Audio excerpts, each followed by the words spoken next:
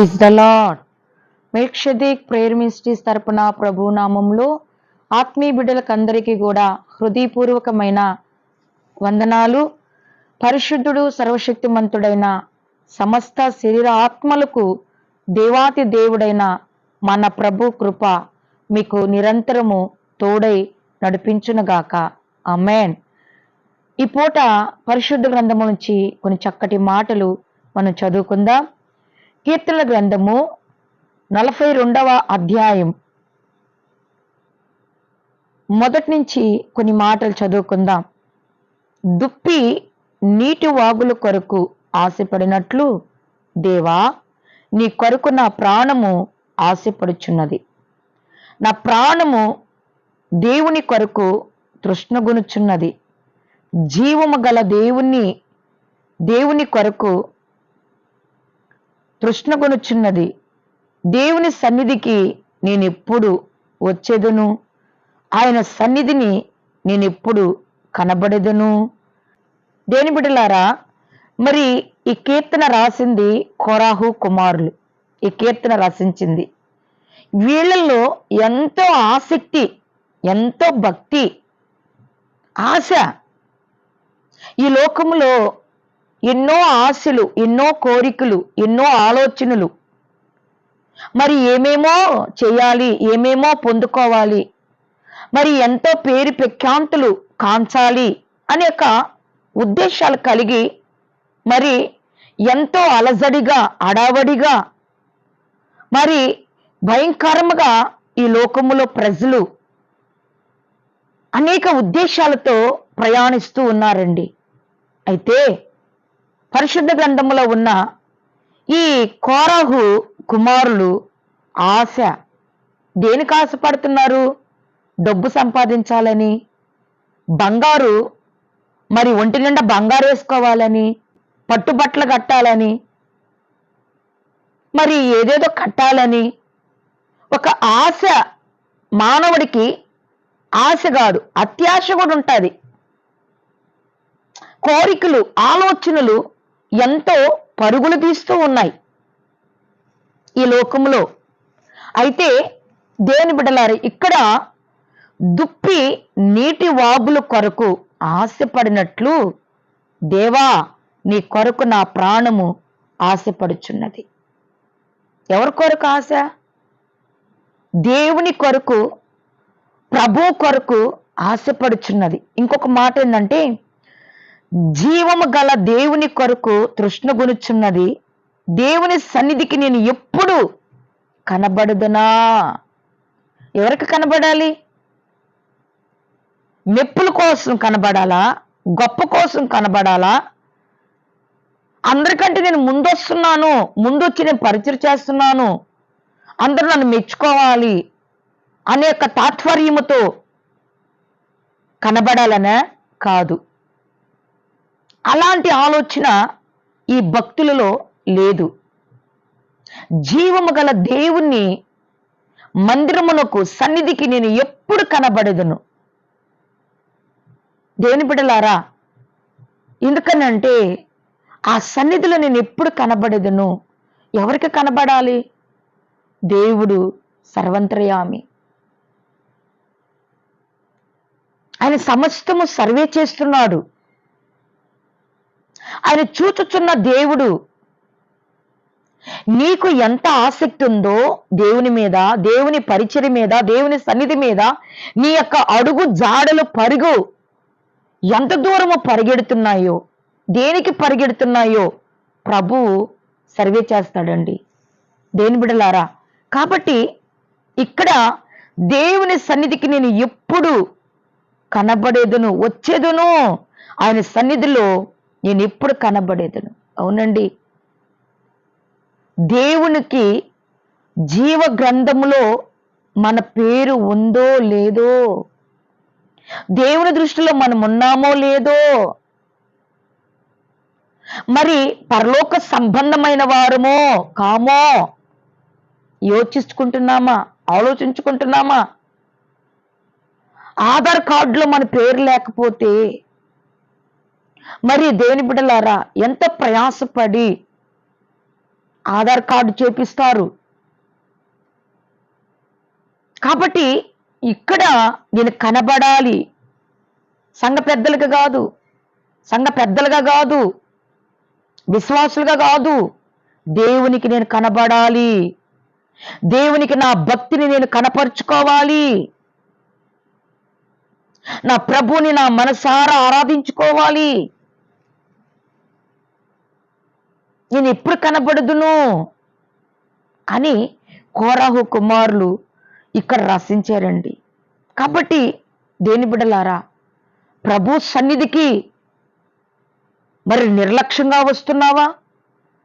ప్రభు సన్నిధికి ఈ వారం కాకపోతే రేపు వారం, ఈ నెల కాకపోతే రేపు నెల, అంత నిర్లక్ష్యము, అంత నులివెచ్చనతనము మరి మీలో క్రియ చేస్తుంటే ఆ నిర్లక్ష్యతనమే విడవబడడానికి కారణాలు అవుతాయి. ఆ నిర్లక్ష్యతనమే, ఆ నులివెచ్చనతనమే ఆసక్తిని మరి ఆర్పేసేదానికి కారణాలు అవుతాయి దేవుని బిడ్డలారా. ఎందుకంటే విశ్వాస జీవితములో ప్రభువుని ఆరాధించటములో, సేవించటములో, ప్రార్థించటంలో అత్యాసక్తి ఉండాలా. ఎప్పుడైతే ఆసక్తి ఉంటుందో, ఆసక్తి ఎందు మాందులు కాక ఆత్మ తీవ్రత ఉంటేనే నువ్వు మందిరానికి పరుగులు తీస్తావు, నువ్వు పరిచయం చేయడానికి పరుగులు తీస్తావు. ఎవరో నన్ను చూడాలి, ఎవరో నన్ను కనపరచాలి అనే ఉద్దేశంతో కాదు, దేవుని పని ఇష్టపూర్వకంగా, దేవుని చిత్తానుసారంగా ఎప్పుడైతే ఆ పరిచయం చేస్తామో ప్రతిఫలం ఉంటుందండి, ప్రతిఫలముతో నింపుతాడండి దేవుని బిడ్డలారా. కాబట్టి మనకందరికీ తెలిసిన భక్తుడైన మోషే ఐగుప్తులో ఉన్నాడు. ఐగుప్తులో నుంచి మరి మిద్యాను దేశములోకి తన మామ కుటుంబంలోకి వచ్చాడు. అంతవరకు ఆ యొక్క జీవితం ఎలాగుందంటే నరహత్యతోనూ, లోకముతో, శపించబడిన అనుభవముతో, గొర్రెలు మేపుకునే యొక్క అనుభవంలో ఉన్నాడు.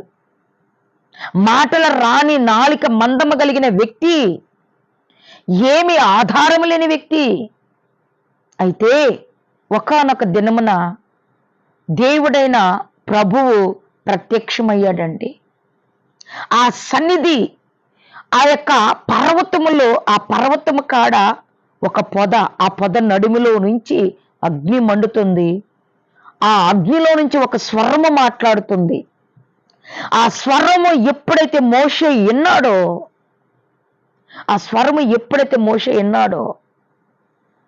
ఆ సన్నిధిలో ఎప్పుడైతే అడుగు పెట్టాలనుకున్నాడో, మొదట ప్రభు అంటాడు, నీ పాదములకున్న చెప్పులు విడిచిపెట్టు. అప్పుడు ఆసక్తి ఎందు మాందులు కాక ఆత్మ తీవ్రత గలవాడువై నువ్వు ప్రభు పరిచయం చేయడానికి నీవెంతో సిద్ధపాటు దేవుడు మీకు కలిగిస్తాడు. కాబట్టి ఆ మాటలు మనం చదువుకుందాం. నిర్గమాకాండము 3వ అధ్యాయం 2వ వచనం కానించి కొన్ని మాటలు మనం చదువుకుందాం. ఒక పొద నడిమిని అగ్ని జ్వాలల్లో యెహోవా దూత అతనికి ప్రత్యక్షమాయెను. అతడు చూచినప్పుడు అగ్ని వలన ఆ పొద మండుచుండెను గాని పొద కాలిపోలేదు. అప్పుడు మోషే, ఆ పొద ఎలా కాలిపోలేదో నేను ఆ తట్టు ఎల్లి ఈ గొప్ప వింతను చూచెదననుకునేను. దానిని చూచుటకు అతడు ఆ తట్టు వచ్చుట యెహోవా చూచెను. దేవుని నామానికి మహిమ కలుగును గాక. ఆ తట్టు వచ్చుట యెహోవా చూచెను. ఎందుకంటే దేని బిడ్డలారా, అపవిత్రత, మాలిన్యము, లోకము, శాపము, మరి ప్రతి విధమైన దుష్కార్యములు, దుష్టత్వము అంతా కూడా మరి మున్సిపాలిటీ చెత్త. ఒక ట్రాక్టరు మున్సిపాలిటీ చెత్త ఏ విధంగా మరి ఆ ఈదులేది, ఆ ఇంట్లోది, మరి అంతా కూడా ఆ చెత్త అంతా కూడా మరి ఆ ట్రాక్టర్లు వేసుకొని వెళ్తా ఉంటుంది. అలాంటి మున్సిపాలిటీ చెత్త లాంటి లోకములో ఉన్న ఆలోచనలు అవన్నీ కూడా మనసులో పెట్టుకొని విడిచిపెట్టకుండా ప్రభు సన్నిధికి వచ్చి ఆరాధిస్తే దేవుడు చూచుచున్నాడు. ఎందుకనంటే పరిశుద్ధత లేకుండా, పవిత్రత లేకుండా ప్రభువుని మనం చూడలేం, ప్రభువుని ఆరాధించలేం. ఎందుకంటే ఇవన్నీ కూడా ఆటంకాల పరుస్తాయి, లోకములోకి వీడ్చి పతనము చేసేటివి ఇవన్నీ కూడా. కాబట్టి ఆ తట్టుకి రావాలని చూసినప్పుడు యెహోవా మోషేని చూశాడండి. దేవుడు చూచుచున్న దేవుడండి. నువ్వు ఎలాంటి గుంటలో పడిపోయి ఉన్నారో, ఎలాంటి పరిస్థితుల్లో ఉన్నారో, ఏదైతే నేను మానుకోలేకపోతున్నానని కృంగిపోతున్నారో, నా ప్రభువు మోషేని చూచినట్లు మిమ్మల్ని కూడా చూస్తాడండి. చూచుచున్న దేవుడండి. మరి నిర్ణయ కాలం ఆయన సంకల్పమును బట్టి మిమ్మల్ని పరిశుద్ధులుగా చేస్తాడు. మరి మంచి మనస్సాక్షి గలవారుగా ఆయన కృపలో మిమ్మల్ని ముద్రిస్తాడండి. కాబట్టి మరొక మాట కూడా అక్కడ చదువుకుందాం. దేవుడు ఆ పొద నడిమి నుండి మోషే మోషే అనిను, అందుకు ఆయన దగ్గరకు రావద్దు. పిలిచెను, అందుకు అతడు చిత్తము ప్రభువా అనెను, అందుకు ఆయన దగ్గరికి రావద్దు, నీ పాదముల నుండి నీ చెప్పులు విడువుము. ఏం విడువమంటున్నాడు? నీ పాదములకున్న చెప్పులు విడువుము.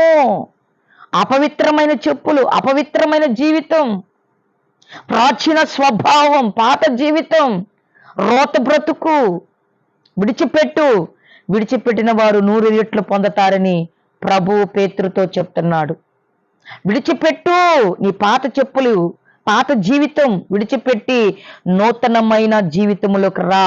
నూతనమైన బ్రతుకు, నూతనమైన బలము, బలాభివృద్ధి, నూతనమైన యొక్క శక్తి, అభిషేకములోకి ఎప్పుడైతే మనం వస్తామో దేవుడు మరి ప్రత్యేకత, పరిశుద్ధత ఏర్పాటు చేసుకుంటాడండి.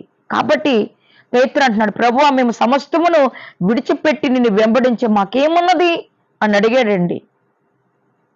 విడిచిపెట్టిన వారు ధైర్యముగా మాట్లాడగలుగుతారు, ధైర్యముగా ఉండగలుగుతారు, ధైర్యముగా పోట్లాడగలుగుతారు, ధైర్యముగా దేని బిడ్డలారా పరిచర్యను స్థాపించగలుగుతారండి. కాబట్టి ప్రభు అంటాడు, ప్రపంచ పునర్జన్మమునందు మనిషి కుమారుడు మహిమ కలిగిన సింహాసనం మీద కూర్చున్న ప్రకారం మీరు 12 సింహాసనాల మీద కూర్చున్న 12 గోత్రముల వారికి తీర్పు తీర్చుదురు. అవునండి, విద్య లేని పామరి తన ధోనిలు సమస్తమును విడిచిపెట్టారు కాబట్టినే, పాత జీవితం విడిచిపెట్టారు కాబట్టినే మరి సింహాసనం ఎక్కారండి. ఒక గొప్ప పదవి ఇచ్చాడు, గొప్ప రాజ్యం ఇచ్చాడు, గొప్ప పరిచర్య ఇచ్చాడండి. కాబట్టి నా దేవుని బిడ్డలారా, మరి ఈ యొక్క పాత జీవితాన్ని విడిచిపెట్టాడు మోషే. గొప్ప నాయకుడయ్యాడు, ఇశ్రాయేలుకి ప్రవక్త అయ్యాడండి. దేవుడిని ముఖాముఖిగా చూశాడండి. దేవుడి ఇంట్లో నమ్మకముగా, సాత్వికుడుగా, భూమి మీద ఉన్న జనులందరిలో ఒక సాత్వికుడైన గొప్ప మనస్సు మోషే పొందుకున్నాడండి. కాబట్టి దేవుని బిడ్డలారా, ప్రభు సన్నిధికి, దేవునికి కనబడండి.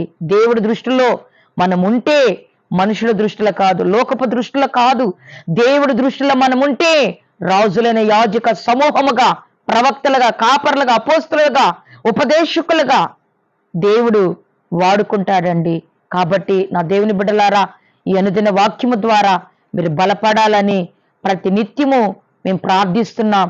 కాబట్టి ఈ వాక్యం వింటున్న ప్రతి ఒక్కరికి కూడా నా ప్రభువు మీ హృదయాలకి, మీ జీవితాలకి, మీ పిల్లలకి, మీ కుటుంబాలకి మరి అడిగిన ప్రతి ఈవును కూడా నా దేవుడు మీకు ధారాళముగా దయచేయనుగాక. ఆమేన్. దేవుడి వాక్యమును ఆశీర్వదించి దీవించనుగాక. ప్రార్థన చేసుకుందాం. కృపా సత్య సంపుడువైన నా తండ్రి, దయగలిగిన ప్రభువా, కృప కలిగిన నా తండ్రి, నీకు వందనాలు, స్తోత్రాలు నాయన. ఈ అనుదిన వాక్యం అంటున్న ప్రతి ఆత్మీయ బిడ్డలని ఆశీర్వదించు, దీవించు. ఈ నామము ఎరగని ప్రజలని నాయన నీ నామము ఎరిగి ఉన్నతమైన కృపని పొందుకునే భాగ్యము, భాగ్యవంతులుగా ఆశీర్వదించమని ప్రభువా మమ్మల్ని మీ చేతులకు అప్పగించుకుంటూ యేసు నామములో అడుగుచున్నాము తండ్రి. ఆమేన్. Praise the Lord. ఈ దినమంతా నా దేవుని కృప మీకు తోడై నడిపించునుగాక. ఆమేన్.